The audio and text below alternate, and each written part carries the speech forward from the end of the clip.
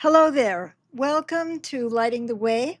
I hope everyone can hear me. I'm using a new microphone. Great. I just got a yes. Okay. Okay. So we have a lot to talk about today. The question that I'm asking is why do so many Americans support meanness? Now, surely you have noticed that there is a lot of meanness in our society now. People who just don't care about each other or who relish in cruelty towards one another. And I've been thinking about this kind of on and off today, and there's so much to this that I probably can't cover the whole thing, but I'd like to at least take a stab. And because this is important, why is this happening? And in a little while, I will be bringing on the rest of the group. This is Lighting the Way with Beth Green and friends, and friends will be coming shortly. So it all comes down to power. And I'm going to make that connection between power and meanness a little bit later. But I want to start with power. Power is really important in our society. Now, if we lived in a world where everybody was taking care of everybody, power would not be the issue that it is because we would feel secure that we're being taken care of, we're being protected. But that isn't the kind of society we live in. So I just want to go through some of the very, immediately, what are some of the forms of power that we have in our society? One of them is obviously physical power.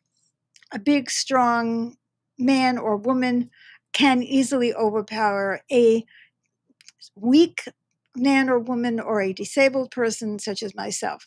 And so there's always a threat of being hurt. And that is a lot of what power is really about. It is the power to hurt someone else, interestingly enough, or to withhold something, which is also hurting. Now, let's say you have a gun and you're a very good shot, and you've got this big hulking guy coming after you, and you know how to shoot your gun, you kill him. Well, now the power is not with your physicality. The power is with your skills, with your weapons, and so on. Another kind of power is economic power. I can buy you out. I can refuse to buy your goods. I can do a hostile takeover. I can do a lot of things, or I can withhold buying in your store, or I can buy you, or I can buy an election, or I can buy loyalty, and so on. Another form of power, which is also the power, you see how all of these are the possibility of hurting somebody. Emotional power. Some of us have the power to make others feel guilty, feel afraid, feel ashamed, feel inadequate. That's an emotional power that we might have, which is also about hurting. Now, what about mental power? Let's say you're incredibly smart and you see what's going to happen and you see what's going on, and you can outsmart the other person. And you can make them feel small or make them feel stupid or actually defeat them just through your mental power. There you are hurting them through mental power. And I'm just going to mention two others. One is sexual power. It's like, I have something you want, and then, like, oh, you're in my power, right? And then I can ask you to do what I want. And then there's political power, where you can use the government against people. And all of these things are ways that we can dominate a situation, where we can make other people do what we want, or we will threaten to hurt them, or we will hurt them. Maybe we don't even want them to do anything we want, we just want to hurt them. So that's pretty creepy, isn't it? Now, of course, there's another kind of power. There's the power to heal, the power to help, the power to love, the power to lift other people up. That isn't the kind of power that I'm talking about. I'm talking about this power, this kind. And why do we want that power? We want that power because we're afraid of someone else having power over us. When we're children, we tend to be overpowered by our parents. Just even if they're loving parents, I mean, you're in the crib, you got to get your diaper changed, you're hungry, you are reliant on someone else to meet your needs. And if they don't meet your needs, that hurts you. Or they can threaten you. If you say that one more time, I'm going to put you, I'm going to spank you, or I'm going to give you a timeout or anything. So we've all had the experience of feeling power over us. And many of us are feel overpowered by almost everybody, if not everybody. Let's say you're a woman who's abused, and your children are angry at you because you let yourself get abused, and then they see you as a patsy and they abuse you, and you go to a boss and your boss is not giving you fair wages, and blah, blah, blah, da, da, da, da, and then you get raped on the subway, et cetera, et cetera. So one experience after another. And it's not just women, obviously, there's a lot of men who have feeling that they've lost power. Now, that, of course, was the whole game of the last election, was to tap into white men or other men who feel like they are losing power to women who don't have it, by the way, or to Hispanics or to Blacks or whatever. So some people have the power to turn us against one another, control the media, control the narrative, control the information that you get. And suddenly you've been turned against somebody. Now, if you are not already feeling that need for power, you're not going to be fooled by something like that. You're going to look at it logically and you're going to say, well, I know that Black people don't have the power. They don't have the money. The wealthy have the money. But when we're already feeling disempowered and angry, and oh, we've lost our jobs, we're going to lose our jobs, or other people are getting jobs that I can't get, and all of that. So it's very easy to manipulate us against one another. Now, this we know. Now, what does this have to do with meanness? Well, it's really very simple. When you think about it, what is our image of power? Go back to when you were a kid and you were watching the cowboy movies. It's like, the usually white cowboys against the Native Americans, and we tended to always win, the white people, right? Tended to always win.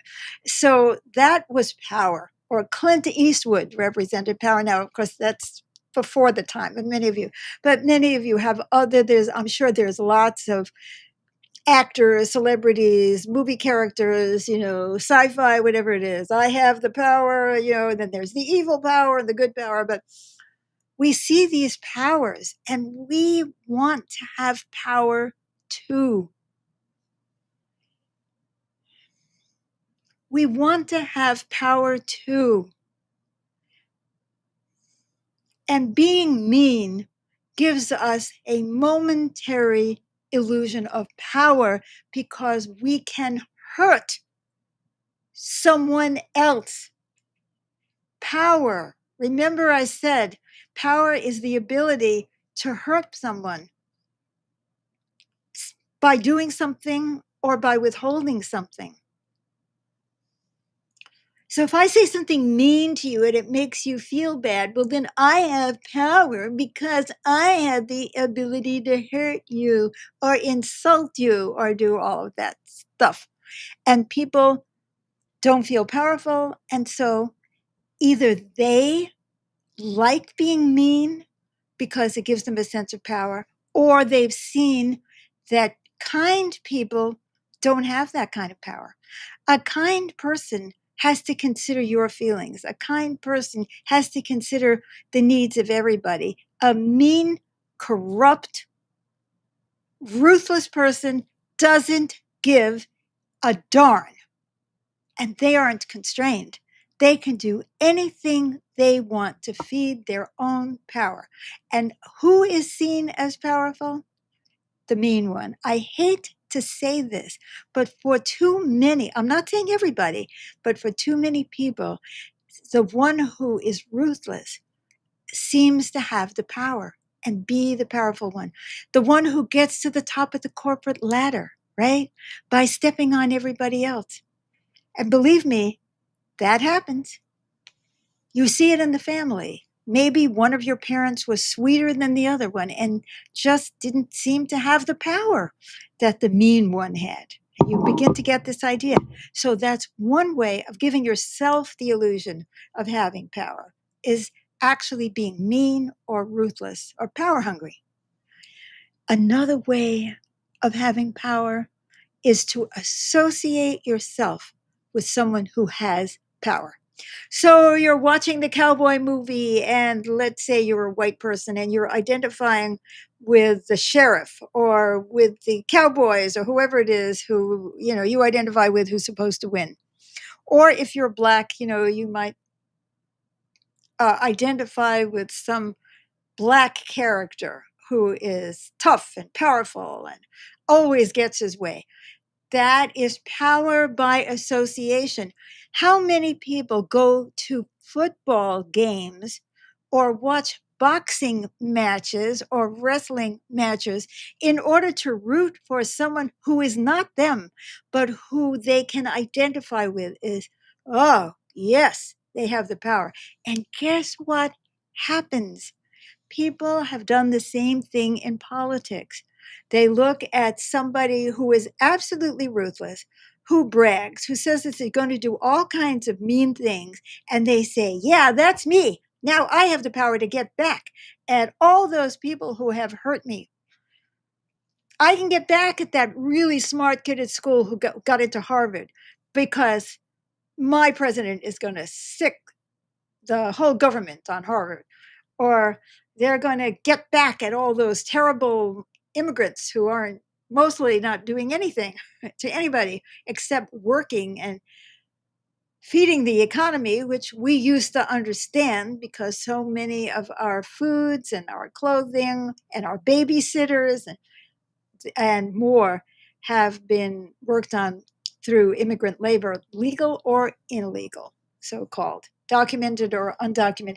Did you hear that Ron DeSantis has come up with this brilliant plan that he was going to, because they've lost so many farm workers in Florida because of all the deportations, that he was going to gut the child labor laws so that kids could work all night and then go to work the next day, so that children would start taking over for those undocumented workers. I mean, it's insane. But there's no end to the meanness because that's power, the power of the guard against the inmate, the power of the gang against the poor guy who's just minding his own business, walking through the schoolyard.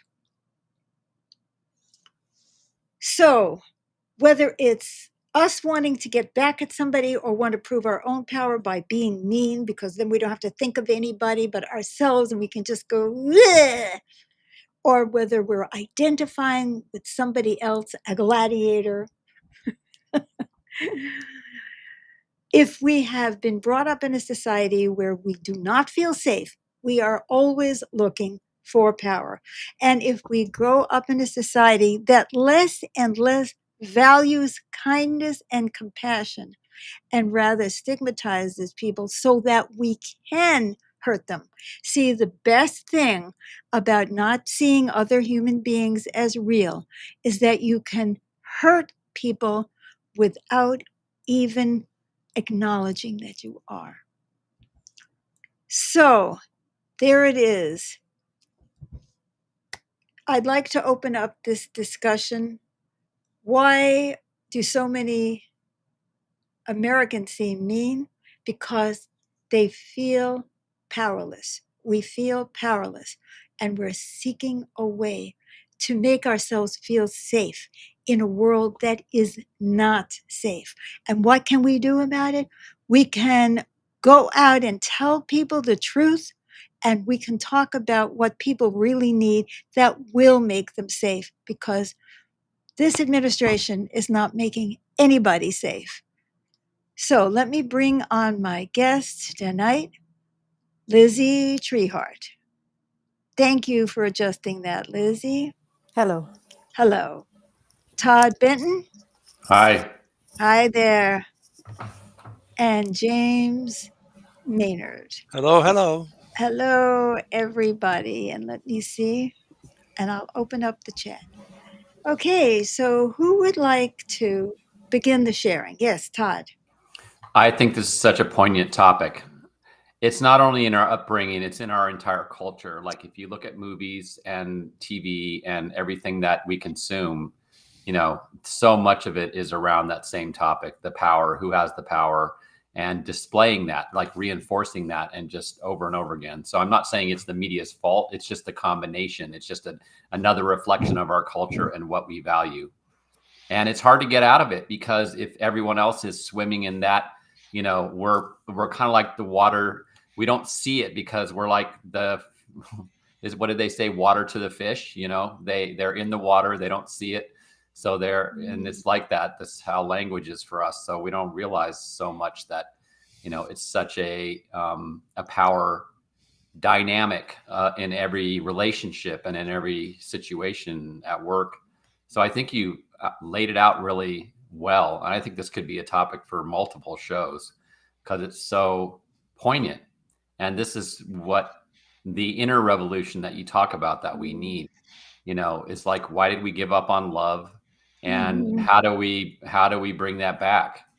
Yeah. And people that try to do that are laughed at or they're made fun of, or they're not seen as serious because They're they left don't, lunatics. yeah, they don't want to. Yeah, exactly, they're radical left lunatics. That's what they're labeled as. Yeah. Right.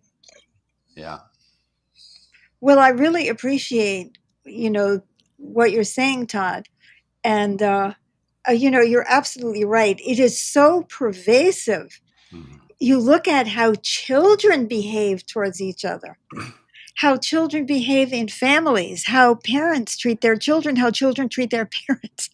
Mhm. Meanness goes a long way in this world, unfortunately, but it's a long way in the wrong direction. So I'm really glad that you said that. Do you have anything personally that you'd like to share? Well, yeah, I mean, I see it in the way I raised my kids when they were younger. I definitely used power over them in situations. I mean, we tried to be as respectful as possible, and many times we were. But, when you have two young boys and they're ganging up on you and your wife's out of town, it's very, it's not easy. And I succumbed to it, many times, and it became the dynamic, like I was able to get them to either be quiet or the thing I was wanting in that moment. So it's I'm not justifying it, but it's like I resorted to force instead You of. felt overpowered. Yes, I You did. felt like you were being threatened and hurt by these kids, and it was humiliating on top of everything else because they're children. Yeah. And you feel like there are things you can't do to them. You can't take them and throw them across the room because, Child Protective Services is going to come after you. So you Exactly. feel disempowered in relation to, or that your wife will not approve of it or Hmm. something, and you feel disempowered. And in that feeling of this is a great example that a lot of people can relate to. In Yeah. that feeling of disempowerment, you don't know how to not be hurt. Yeah. And how not to resort to using force instead of leveling with them, say, "Hey guys, this is not working. We need to come up with something else. I realize, it's two against one and you've got me. Okay. But this is gonna just end up me being mad and then you being sad because I'm gonna yell at you and there could have been ways if I Yes. had stopped and said, okay, let's all stop. Let's have a timeout. Let's all look together at how could we all get our needs met in this situation. I mean, looking back in retrospect, I can see all of this, but in Yeah. the moment, and then it just fuels that dynamic and it breeds it to other places, like, okay, I feel disempowered here in my home. And then you bring that into the workplace and then you're off to the races there, angling for how to have more power and, how to Right. put people down to prove you're smarter or whatever your game is that you think you can win with. So yeah. Oh, yeah. No, I mean, what you've said a lot, and that's really important that there is an alternative, but we are not geared that way. See, we're Mhm. not being taught to have that to look for that alternative, because we have a society that is based on power. Yes. And so we all feel caught up in it. Like, how am I supposed to be different? How it's like people say, well, how can I disarm if they don't disarm? Right. So we're all afraid of each other. Well, Yeah. thank you. That was a very positive and helpful. I meant positive in a helpful sense, share. Yeah. Thank Thanks. you, Ty. Who Mhm. would like to share next? Lizzie. It makes so much sense to me as far as why, I don't know about the world, but at least our country, why so many people are the way they are. Um, it's very sad. And it's interesting because I have been asking for the kindness of humans to come through to prevail. Um, I see in my own life how there's times where this happens quite frequently when either, well, like if my wife has a big improvement in herself or something, then I will be mean subconsciously to her. Because suddenly you feel threatened by her power. Yes, yes. That's a beautiful And example. I hate it when I do that. Mhm, And a lot of times I'm not even aware of it in the moment. mhm. So it's even more damaging. Well, I don't know if it's more damaging, but it's damaging. Um, but it helps me understand some other people that, when I witness them being mean, it's like, oh, okay, they're feeling really weak or they're feeling something. Um, Gosh, makes me wonder how weak this leader of this country is feeling. Oh, God. oh, Um, or any person that's a dictator of a country, just Yeah. it's just so sad. I don't know what else to say.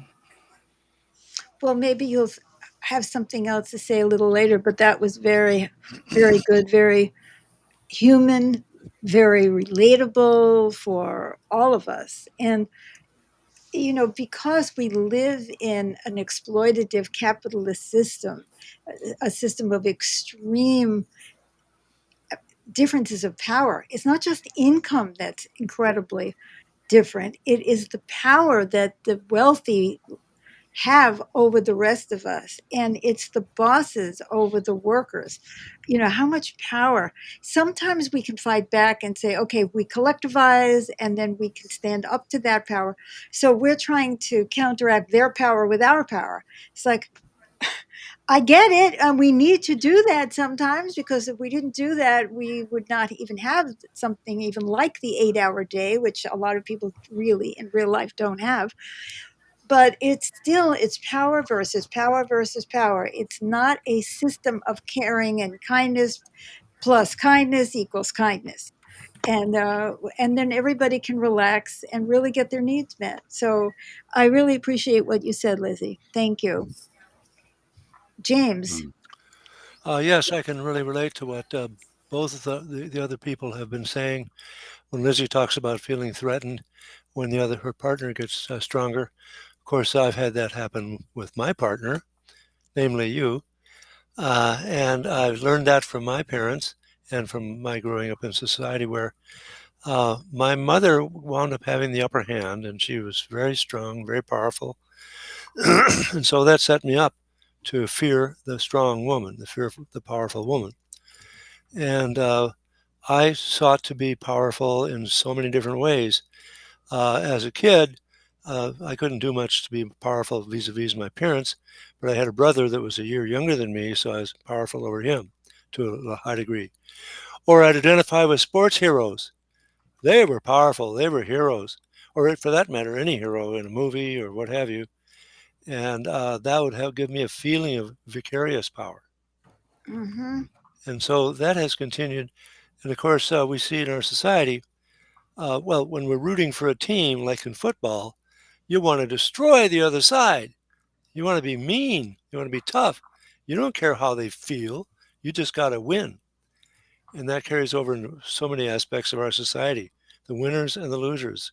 And if you're ruthless, like you were talking about, you're more likely to win.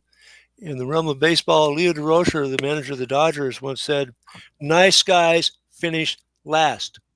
Mm. Boy, that really made an impression on me. I said, whoa, I guess it's not very helpful to be a nice guy if you're in a competitive situation. So we've been really brainwashed to be this way. I'm sure that when we were born, we had that other side there too. The compassionate, feeling connected with people, liking people, wanting to be nice to people. But a lot of that got covered up with Mm-hmm. this programming from our society and our parents. Mm-hmm. That's right. Mhm. And so Well said. now I'm cultivating being more of the nice person. Ever since I've been on a spiritual path, I've tried to be a spiritual person, and so sometimes that gets competitive, wanting to hierarchically feel higher than other people. But mainly, I've had to cultivate feeling more empathic, being in the oneness with other people, and it's felt good when I'm feeling connected and we're feeling at one. That feels better. Yeah, I'm all with you on that. By the way, we have a comment from Jeffrey.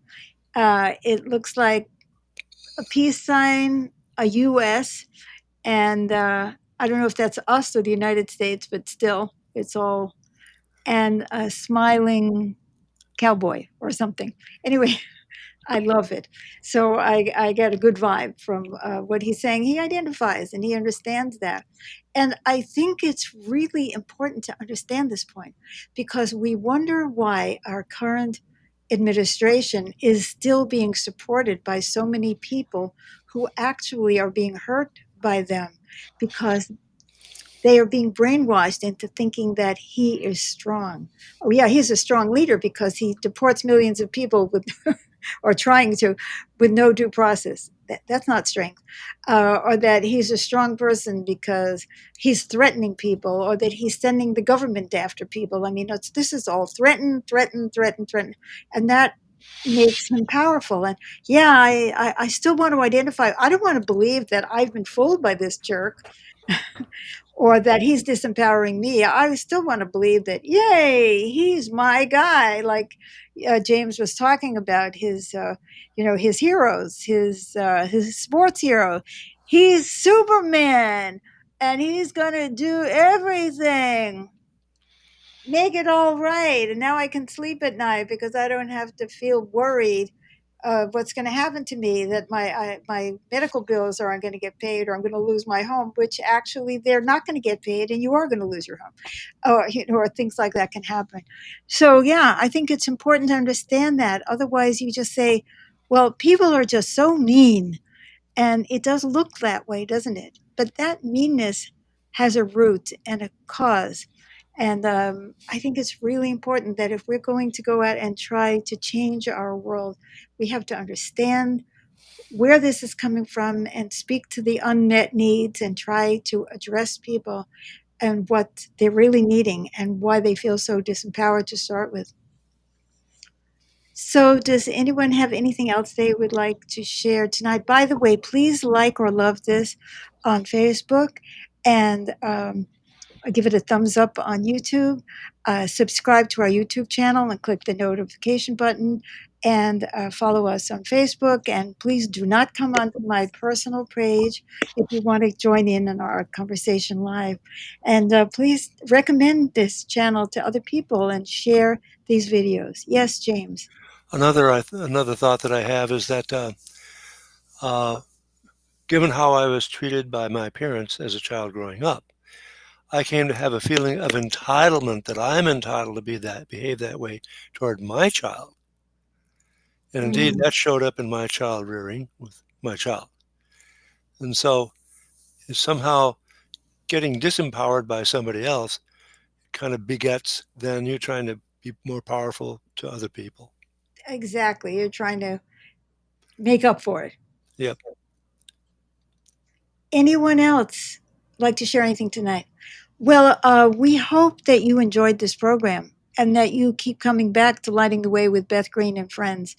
And share the message, share the information with people who you think might be interested in thinking these things through instead of just being angry and getting mean ourselves. And with that, I will wish you well. And on our side, let's try to be quiet for another minute as we take ourselves out